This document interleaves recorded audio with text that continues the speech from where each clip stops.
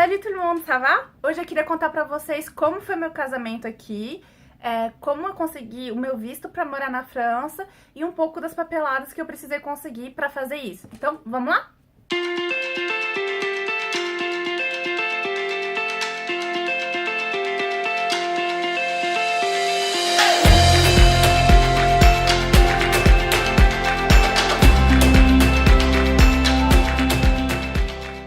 Então, gente, o que aconteceu foi o seguinte, quando eu e Gaetan a gente noivou, ele já estava trabalhando na França e eu era estudante, então ficava mais fácil pra eu morar na França do que ele se mudar pro Brasil. Toda a papelada ia ter que ser reconhecida pelo governo francês pra eles me darem visto.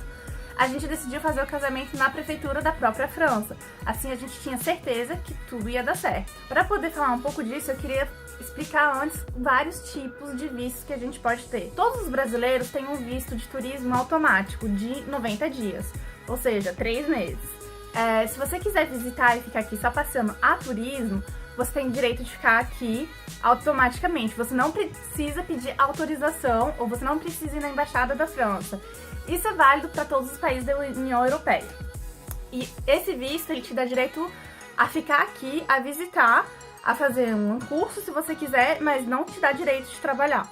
Eu queria trabalhar na França e eu também não ia ficar aqui só 3 meses. Você tem alguns outros tipos de vistos considerados acadêmicos, que são de longa duração, são vistos de longa duração para pesquisadores científicos, visto de longa duração para estudante, visto de longa duração para estudantes au pair. O que é o visto de longa duração para estudante au pair?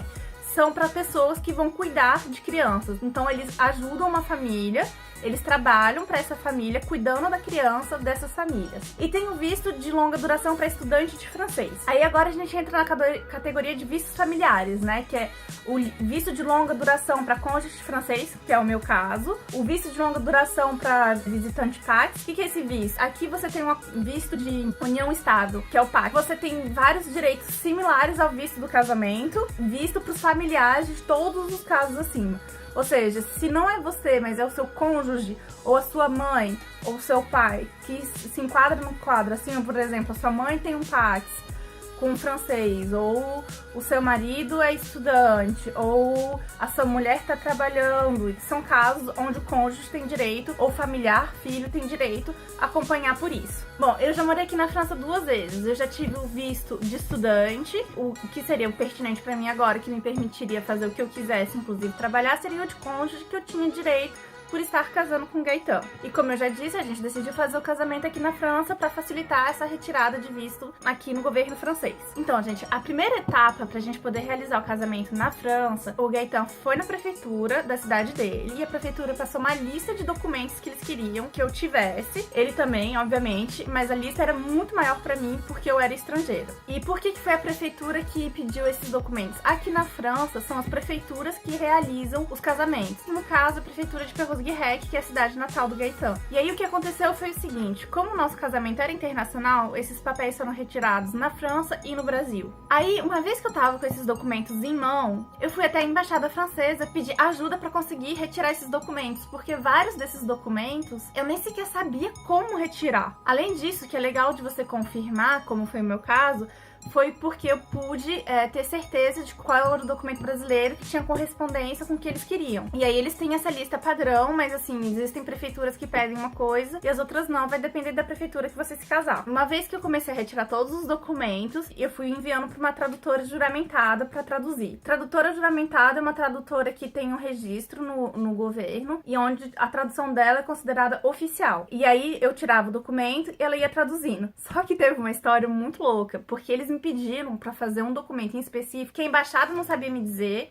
Tipo, a prefeitura pediu isso pro Gaetan e, tipo, o Gaetan não sabia me dizer o que era um certificado de capacité de mariage. Cara, isso foi uma enrolação, porque eu fiquei assim, cara, o que é um certificado de capacité de mariage? Teve gente que falou que era um certificado psicológico ou um psiquiatra que tinha me dizer que eu tinha condições mentais pra me casar. Outra era pra dizer que legalmente eu estava apta a me casar, que eu tinha mais do que 18 anos, ou que os meus pais estavam de acordo. Cara, saiu muita abobrinha nessa história de certificado de capacité de mariage. A embaixada não sabia, ninguém sabia. E assim, tudo tava atrasando por causa desse certificado de capacité de mariage, que é o certificado de capacidade de casamento. Tipo, what the fuck, man? Tipo, já tava, cara, vou marcar uma consulta com o médico pra ele dizer que eu tô, tipo, sou capaz de me casar. A gente não tava conseguindo, eu fui no cartório, falei, gente, vocês podem me emitir um documento que seja capacidade de casamento? Eles falaram, gente, eu não sei o que é isso. Aí eu liguei pra minha tradutora e falei, que documento eu te dou que você vai me traduzir como certificado de capacidade de mariage, né? O certificado de capacidade de casamento. Eu falei assim, não, na verdade, é só pra provar que você já não é casado em outro país. Porque como a França é um país monogâmico, você não pode já ser casado no seu país, vir na França e casar com outra pessoa. Então o certificado de capacidade de mariage nada mais é que um certificado que você é solteiro. E aí eu fiz esse documento, o cartório atestou que eu não era casada naquele cartório. Eu dei pra tradutora, ela traduziu finalmente, eu tinha todos os papéis traduzidinhos,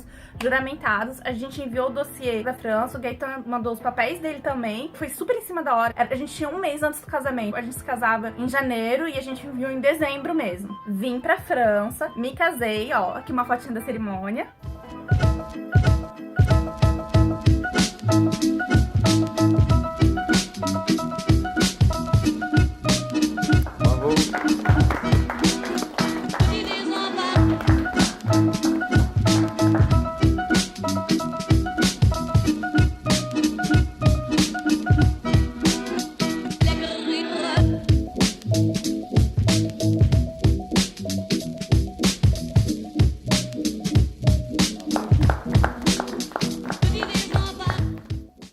Foi o próprio prefeito que realizou a cerimônia, foi super bonitinho. Nós somos o primeiro casamento do ano, então a gente ganhou um presentinho e tudo mais. E aí, uma vez a gente tendo tido esse casamento, a gente entrou com a papelada pra pedir o visto. Nisso, eu acho que demorou uns 3 meses até eu ter tudo. Eu vim pra França, me casei, fiquei um mês aqui com o Gaetan, voltei em fevereiro pro Brasil, entreguei a papelada pra embaixada. A embaixada me deu os papéis todos, e aí em março eu voltei e eu entrei no país enquanto cônjuge. E aí eu tirei o meu visto. Primeiro eu tinha um papelzinho, uma espécie de recibo da Embaixada da França. Aí eu fui na prefeitura de Paris, dessa vez, porque a gente tinha que morar em Paris, não em Perros, né? Com o certificado de casamento de Perros, mais o papelzinho da embaixada, e a gente pediu o meu visto. E eu tive direito a esse visto de cônjuge pela primeira vez por 1 ano. E aí a segunda vez eu tive que renovar por 1 ano, e esse ano eu já renovei por 2 anos.